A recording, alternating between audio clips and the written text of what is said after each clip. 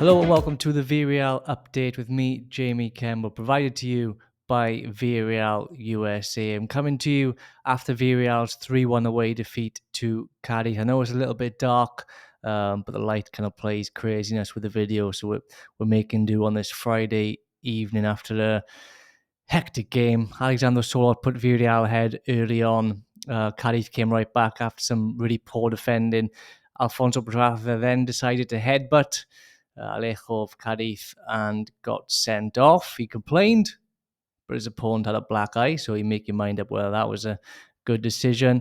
And then Darwin Machi scores a penalty after Jorge Cuenca decides to try to.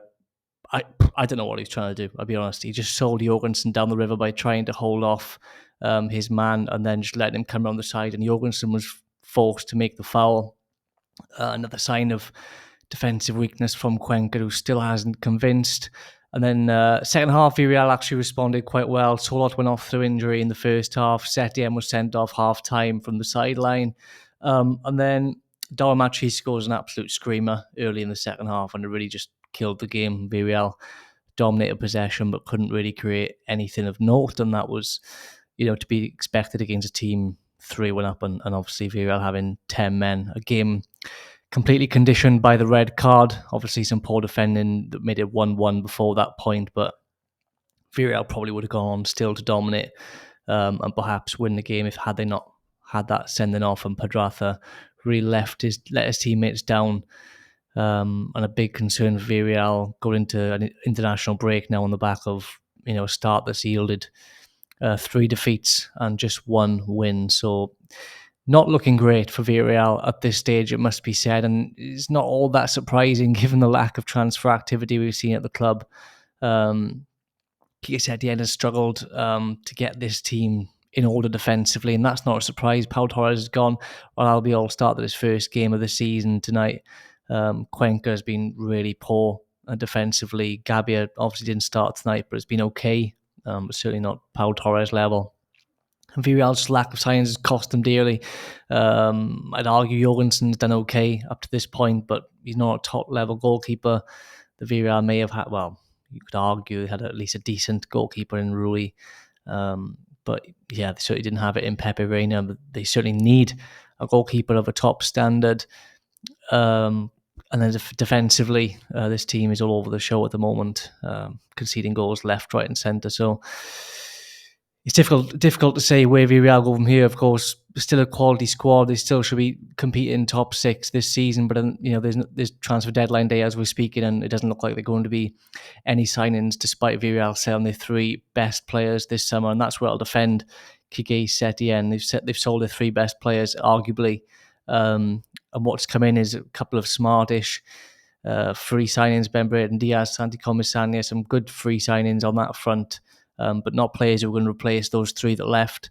And then Alexander Solot is a good signing at 10 million euros, but again, not Nicholas Jackson level. And Villarreal have clearly got worse in terms of the squad level over the course of the summer. The club has brought in plenty of money, has balanced the books, and still not gone after deals aggressively in the summer transfer window. And to be fair, I'm not one to call for big signings, but listen, there's no real excuse when you're seeing Clement Langley going out on loan and Barca paying 85% of his wages. Even someone like Samu Castillejo who's left Valencia for something like 250,000. And I'm not saying these players are going to come in. And Eric Garcia is no one who's left on loan from Barca. It was a good opportunity to sign.